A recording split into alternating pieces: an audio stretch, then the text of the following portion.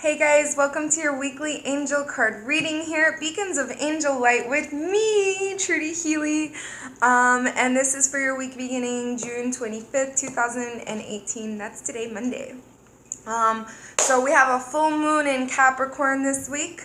On Thursday, June 28th, definitely carpe diem and fine tune all of the intentions that you had set during that new moon in Scorpio. Because it's going to manifest and come to fruition in the following 6 months when we have that full moon in Scorpio in November. But on Thursday, full moon in Capricorn, that's the day that you want to do it. Set the intentions, put your crystals out, let them get some of that lunar energy, write the intentions down, burn them, whatever it is that you want to do. If you have your own little rituals, definitely do that. Okay, so we have these crazy 5 planets in retrograde. I keep seeing the post of like 5 or 6 planets. We'll cross the bridge when we get there. The 6th planet isn't going to go into retrograde until like 2 months from now. Chill.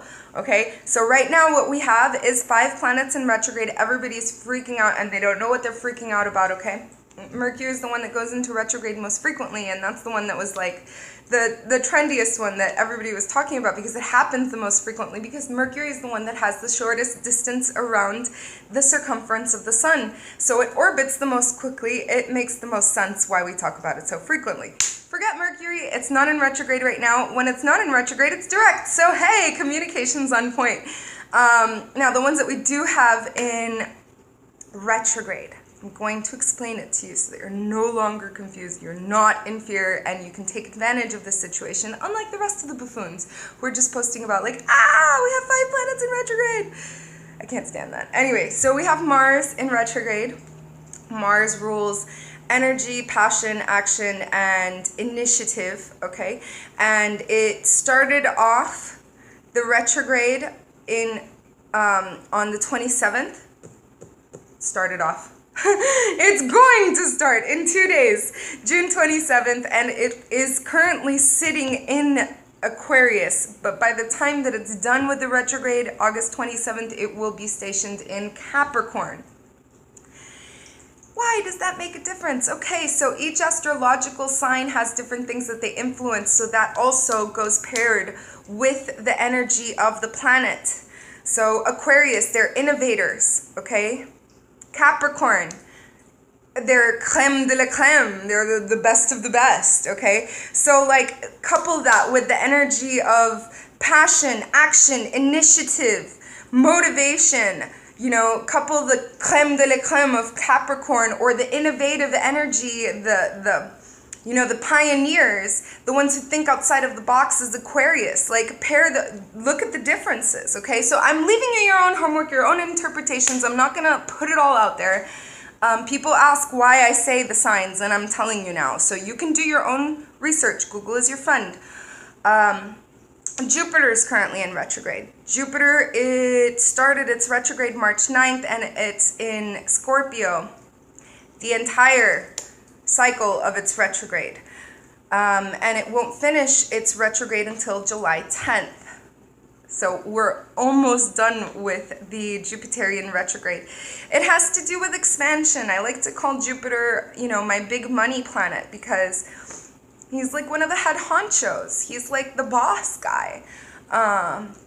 And so he has to do with travel, he has to do with foreign investment, he has to do with abundance, he has to do with expansion, freedom, wisdom. He's like the one that you go to for advice, for professional advice, okay? Then we also have a Saturn retrograde. I love the Saturn retrograde because Saturn is kind of like a sage. She's like the grandma among the planets, I feel. And so she is the grand distributor of karma. And whatever it is that you need to learn in your lifetime, that lesson that you keep reliving and relearning over and over and over again, it's Saturn that's sending it your way. It's so beautiful. And so she's like, you're a little heartbreaker. Okay, so we're going to turn the tables and see if you learn like this. So maybe the situation won't be a repetitive situation, but it is going to be dealing with the very same core issue. She is teaching you valuable lessons that are only applicable to your life and your perception. And so she's in retrograde from April 18th until September 6th. She's also stationed in Capricorn. We have a Uranian retrograde, which is the 6th planet some people are talking about, but that doesn't happen until August. I'm not going to talk about it. We have Neptune in retrograde. That started June 19th until November 25th. So Neptune rules, and you were probably hearing me talk about it in 2 weeks ago. Neptune rules illusion, mystery, deception. And so we're like little Houdinis trying to escape the reality of our situation. However, with all of these planets, the moon, everything, we're actually going to be like zeroing in on whatever it is that's causing disharmony in our lives. And we're going to fix that so that our life can be more harmonious, more of a flow, and not so much friction. All right, so we have the last 5th planet. Mars, Jupiter, Saturn, Neptune, and Pluto. So Pluto is the farthest away from the sun in orbit. It does take a very long time for it to come out of retrograde, a very long time for it to come out of direct, a very long time, I believe it's like 70 years for it to go from one sign to another.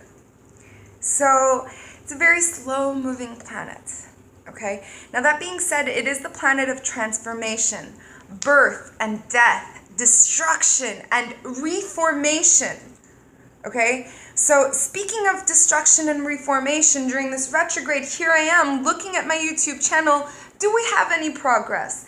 Have we augmented in, beacons of angel light that are viewing, that are joining us on this mission here to lift and spread the notion of light being within ourselves? No, we've remained kind of stagnant. And so here I am looking at the channel thinking, maybe they just launched on IG, on Instagram, IGTV. So maybe I should just destroy and obliterate the YouTube channel and reform it and reformat it so that it's now on IGTV. I don't know, let me know what you guys think. But I'm like giving you how it applies to me. That's one facet of how it applies to me, okay? There's so many other facets, but that's just one that I'm willing to reveal to you. And hopefully you can share an opinion about it. But that's pretty much what's going on in the cosmos. And so we'll get on with the reading. I'm using for this week Doreen Virtue's Crystal Angel Oracle cards. I had my amethyst stolen from me this week, so I'm kind of sad. My amethyst geode. But it's going to be all right. I was told that I'll get an even bigger one. And she's waiting for me already. So we'll see. Let's see what cards we get for this week. So while I'm shuffling, I also did want to let you know, if you haven't subscribed, you want to do that. And if you want a personal reading, an exchange of energy, click on the description box and follow the directions and we'll make it happen. Ooh, jumping card.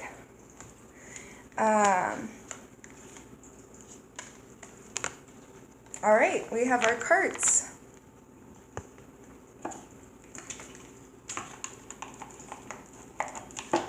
So let me start off with the jumping card. It's Emerald. Ceremonies and celebrations. It's a time of important life passages such as weddings, graduations, birthdays, or anniversaries. It's a beautiful card. So like christenings. It's a great time that you'll be invited to, I don't know, or share some time with friends, family, loved ones. Emerald. Here we go. There will be a reason to gather with loved ones and celebrate together. This card is a sign of an important human ritual to signify a passage, such as a wedding, birth, or graduation. You may be called to leadership of this event, including being the planner or officiant. This card may be a sign of taking a love relationship to the next level and celebrating your union. If you're currently single, it can be a possessive sign of a positive sign of meeting someone who is going to turn out to be your long-term partner. Ultimately, you are a conduit to bring the divine energy to earth and have the ability to celebrate all life for the upliftment and healing of others. Emerald is a green stone. It's part of the beryl family. It's beautiful, both raw and polished. Emerald magnifies divine healing, love, and enhances spiritual knowingness of non-duality. It's also an empowering stone that brings out your inner highest priest or priestess. All right, and then we got Lapis Lazuli. I love this card. It's a third eye crown chakra card, and it has to do with spiritual divine knowingness. It's a time of big blessed change for you. God is supporting you every step of the way. That almost reminds me of Archangel Michael's sword of the light, that I like to call it. So let me look up. Here it is. Your life is about to change with blessings and support for your progress in learning and in growing. This card signals that you are reaching a pivotal moment where you will make a life-changing decision. You may also have an epiphany that seems to turn your life upside down. Perhaps you realize the truth about yourself, a relationship, your health, or your career. Facing truths can be frightening, yet it's also liberating. Lapis lazuli can also signal transformation on your spiritual path. You may return to your core beliefs or connect with Mother Mary, who's associated with the color blue and lapis, or awaken your natural spiritual gifts.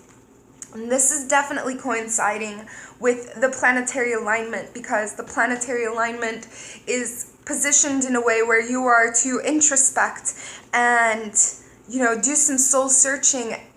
And it is a great time for your spiritual evolution. So if that's something that you're seeking for, carpe diem, because now is definitely the time.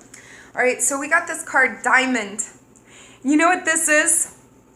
You are no longer the diamond in the rough. You are the actual diamond. You are the diamond. You've been tried, you've been pressured, you've been cut and chopped up, and here you are, shining brightly, beautiful and amazing. Recognize it. You are not just a measly mineral. Okay, so I'm going to read it to you from the book, Diamond. Okay. Diamonds are a wonderful symbol of how being under pressure can lead to beauty. After all, diamonds are formed by pressure on the carbon element that composes them. Perhaps you've been under strain recently, or a significant period of your life. All the stress or trauma you've endured has made you who you are. This card comes to you as a reminder that you're God's precious diamond. Although you've been through a lot, God's strength has always supported you and always will. Now it's time to recognize how valuable you are. Just as you would only choose diamonds that are mined in a humane, fair trade way, so do you want to treat yourself with kindness and fairness. This may mean developing an assertive style of communication where you show yourself respect and teach others to respect you too. Then we got the citrine. Are you a worrywart? That's what this card is telling me. Unnecessary worries. I know I'm a worrywart, so this totally applies for me. Citrine. Calcite. Okay. Have you been worrying, dear one? This card comes to you as a sign of needless worry, which God and your guardian angels are helping you to release. Chronic worry can be draining and debilitating to the physical and mental and emotional health. Create and attract self-fulfilling prophecies. distract you from your priorities, cause you to second guess your qualifications, and fulfill your life purpose. That's why God and your guardian angels are lifting these burdens from your mind, heart, and body. They first remind you that all worry is centered in thoughts about the future. With your attention fixed on what's ahead, it's difficult to focus on the present moment. So, essentially, be here and now. You're guided to notice this present moment, such as how your body feels right now. For example, notice how your feet feel. Wiggle your toes. And then notice your muscles and breathe to release the tension. Notice your heartbeat and breath rate. Hold the intention for them to relax. Notice your thoughts and notice your feelings. By focusing on what is going on in the present, your mind shifts away from the future worries. It's also helpful to refrain from statements expressing your worries, using words such as, God, please help me with blah, blah, blah. So for instance, instead of, I'm worried about my health, say, God, please help me with my health. Worry never helps anything, but prayer always helps everything. And then we got turquoise. I don't know how you like to say it. Turquoise. Okay. Spiritual path. Your beliefs are becoming clearer to you, which prompts you to make necessary life changes.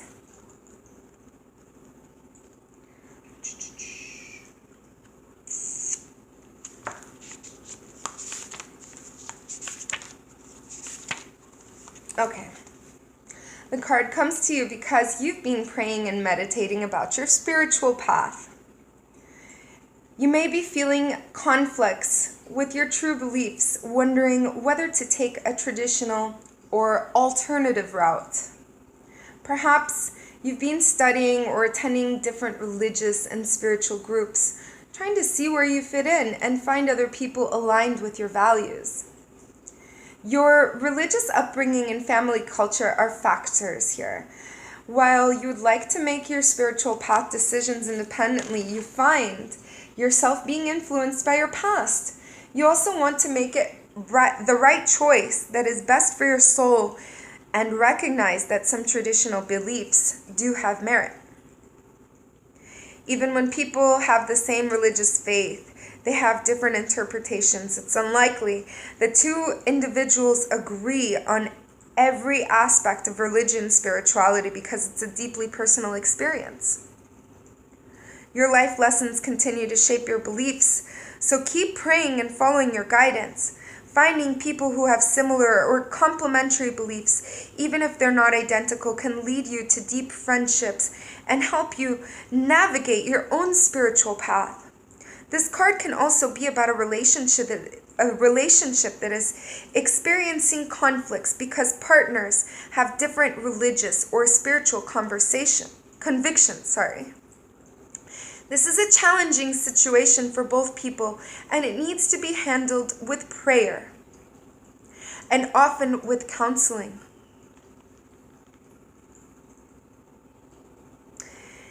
Turquoise is a beautiful greenish blue stone. It's associated with sacred Native American jewelry. Turquoise stones bridge heaven and earth, and they bring sweetness and pure love into your spiritual and religious practice. All right, guys, so it is definitely a week of spiritual evolution. It's a week of introspection. It's a week of a lot of self-love. So get to it. I am wishing you all the very best. Lots of revelations and epiphanies and blessings, even if they are in disguise. I love you all so very much. Love yourselves and love everybody around you. Thank you so much for tuning in. Mwah.